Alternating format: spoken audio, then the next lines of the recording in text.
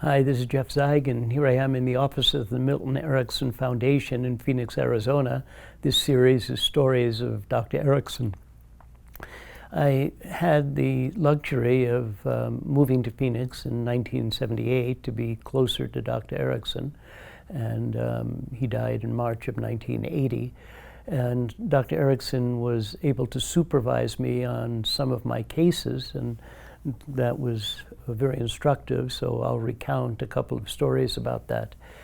There was a man who tried to see Dr. Erickson, but Dr. Erickson was retired, so the man was referred to me. And he had a very unusual problem that I haven't seen many of in all of the years that I've been practicing psychotherapy. He had a contamination phobia. And if there was white powder on something, the table, well, he wouldn't go near it again because he thought that it was contaminated. And if there was white powder that he found around the television, well, he couldn't touch the television, and if he didn't have a remote, his family would have to change the channel of the television because he couldn't touch it. And his life became more and more constricted because anytime he saw anything with white powder around it, then he thought that that was permanently contaminated and assiduously avoided it. Well, I thought, okay, I've never worked with this kind of a problem before, so I'll do an analysis of the case. And this was just barely after I got my PhD, when I was first living in Phoenix, Arizona. So I was still under the influence of all of the things that I had traditionally learned. And I did an analysis of the man, the psychodynamics of his situation, the history of the situation, some of the details of the problem, and I got all of that data together and called Dr. Erickson and said, could I please see you? And I've got an unusual case and I'd like your supervision. And he said yes, and so I went to his home and I presented him in detail with all of my astute psychodynamic findings about this case. And at the end of the time, Dr. Erickson said, send him to Canada. Send him to northern Canada. And that was the supervision he gave me, explaining that this man had the capacity to be violent and to believe that somebody intentionally put white powder around something, and that he could then flip into not just avoidance, but into acting out with rage. And I was stunned by that because it wasn't the kind of supervision I was used to receiving in my doctoral program. So I went back to see the man the next day and did the best therapy that I knew how to do. He had come from a long distance. He wasn't a resident of Phoenix. He happened to just be visiting, and I tried to do the best that I could with the techniques that I had at my disposal. Probably I wasn't very effective. But only gradually did I start to chuckle and did I start to laugh about what Dr. Erickson had said to me and the image that he had created that finally went off in my mind. Northern Canada. Well, if you go to northern Canada, you're going to be confronted by a lot of white powder in the form of snow. And this would be some kind of a massive, not just a desensitization, but a massive realization that white powder is not something that you have to be terrified about. I can remember another supervision, and I was seeing a family, and Dr. Erickson had a colleague who was a physician, and he was the grandfather. And Dr. Erickson knew about the great-grandfather. And the great-grandfather had a job in education in which he had to have a master's degree. And he had done everything, the great-grandfather, to get the master's degree, except to turn in his study to the library.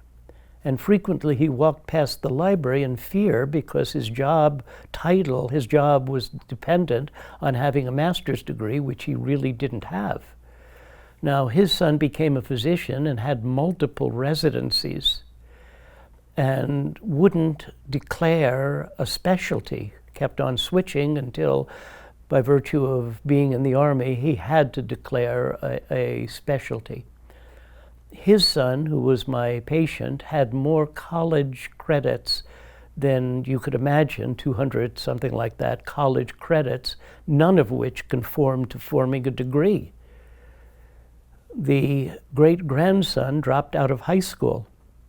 And Dr. Erickson said, all because that blankety-blank great-grandfather walked past that library from day to day in mortal fear. And suddenly I understood something about the transmission of patterns, that patterns are like heirlooms. Heirlooms could be objects of jewelry that are passed down from generation to generation, but they could also be psychological patterns. We know, and gradually that I learned from experience, that a problem like alcoholism, that's a 3-generation problem, where grandfather's alcoholism can affect the personality of the grandson.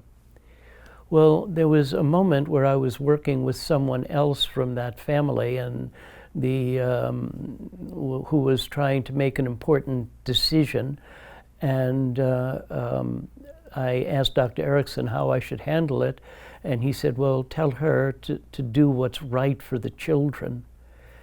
And I was young and not very experienced at the time, and I didn't understand how to recognize and utilize somebody's value.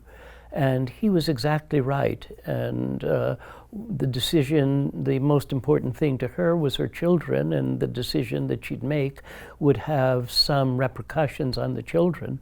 Well, there were other patterns that were really difficult for me to help her to change. And I consulted with Dr. Erickson, who told me a story about the Seri Indians. Now, this was a collection of ironwood that Dr. Erickson enjoyed. I talked about that in a previous video, and Dr. Erickson, who had been a credible wood carver, couldn't do that anymore, and he collected these carvings from a primitive tribe that lived in the desert of Sonora in northern New Mexico. Well, they were visited by an anthropologist. They became interested in creating sculptures of the items that they saw in their daily life, the birds, the dogs, any of the animals that they saw in their daily life, and these became museum pieces. And eventually the Seris, who had lived in the desert, were capable of buying pickup trucks, and they were capable of buying fish nets, and where before they had to work so hard to get food, now they had fish nets and they could get more food, and then they could have these pickup trucks that they could drive around in. And then Dr. Erickson ended this story by saying, and they still went out into the desert and slept under the stars. I don't know if that's exactly true or not about that group of Indians, but I remember being baffled because this was a long and convoluted story. And Mrs. Erickson happened to be there at the time. She was listening and helped me to tease out the understanding that some people have patterns that are recalcitrant to change, and no matter what their external circumstances, they maintain habitual patterns. And it was only through Mrs. Erickson's help that I was able to tease that out and understand the way that Dr. Erickson had of teaching, which was conceptual, orienting you toward a conceptual realization rather than giving you a paint-by-numbers approach, do step number 1, 2, 3, 4. So those were moments that were instrumental in my understanding of Dr. Erickson and his way of being a conceptual communicator. This is Jeff Zeig, and here I am in Phoenix, Arizona at the offices of the Milton Erickson Foundation with stories about Milton Erickson.